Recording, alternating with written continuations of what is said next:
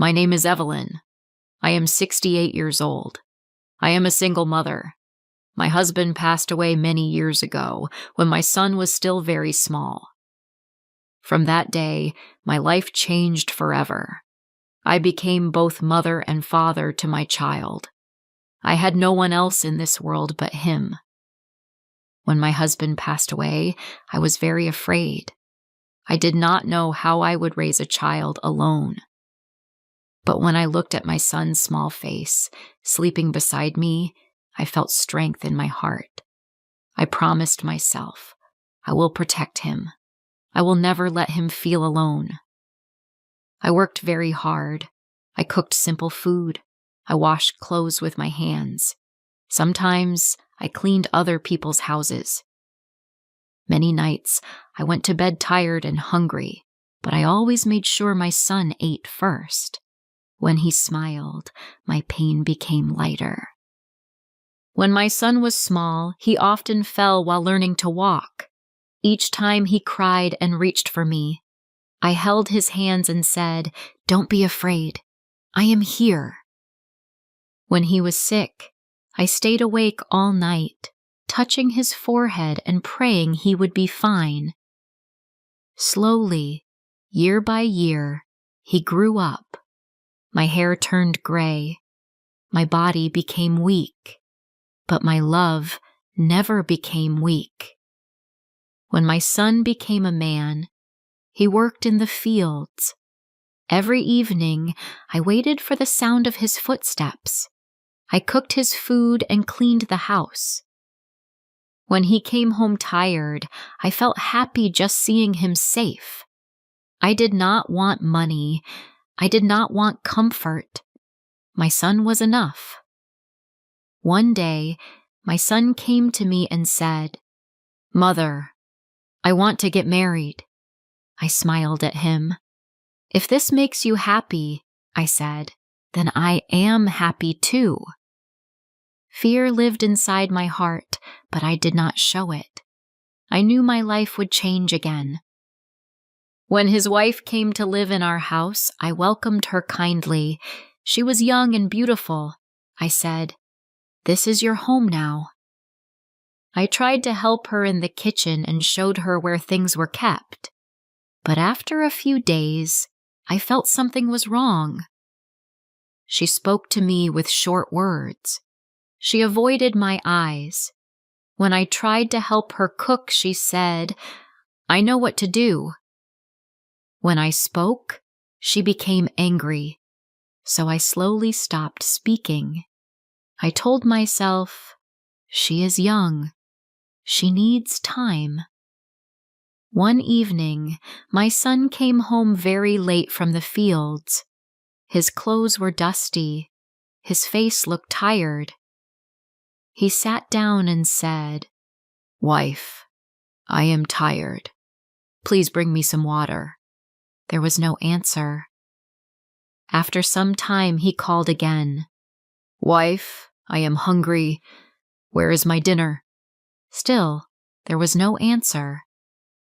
I was in the next room. Our house was small, and the walls were thin. I heard my son stand up. His voice became louder. "Why don't you answer me?" he asked. Then I heard her cry. "It's your mother," she said. "She hates me. She keeps shouting at me. She calls me lazy and stupid. She says, 'Why did my son marry a girl like you?'" My hands began to shake. Those words were not true, but I stayed silent. My son said, "Please," his voice soft. "She is old. Try to live peacefully with her." She answered angrily, "There is no dinner. I could not cook. That old woman keeps telling me what to do. Everything I do is wrong." My son sighed. "She is my mother," he said. "This is her house too." Then she said coldly, "You must choose. Either live with me or live with her, not both." That night, my son went to bed hungry. I lay awake on my mat, staring at the ceiling. My heart felt heavy. I prayed quietly. Please guide my son. Please don't let him choose wrongly. The next morning, I heard her again. Have you decided? She asked him. Do you want me or your mother? Then she said words I will never forget. Push your mother off the hill. She is old. She will die soon anyway. I am young. We can live happily. That day, my son did not speak much. He did not eat. He did not look at me. For the first time in my life, I felt afraid of my own child. That night, he came to me and said quietly, Mother, we are going on a journey tomorrow. I looked into his eyes. I understood everything. My heart broke, but my face stayed calm. I nodded and said, All right, my son. The next morning, he lifted me onto his back. The path to the hill was rocky. The air was cool. I did not ask any questions. As we climbed higher, his breathing became heavy and his steps became slow. I looked around and thought about my life. I remembered feeding him with my own hands. I remembered holding him when he cried. I remembered protecting him from the world. I thought, if my life ends today, I have no regret.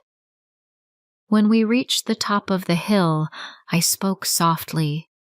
My son, I said, I know why you brought me here. He stopped walking. When you push me, I said gently, please be careful. Hold the tree branch so you don't fall. He turned and looked at me. Tears filled his eyes. You know?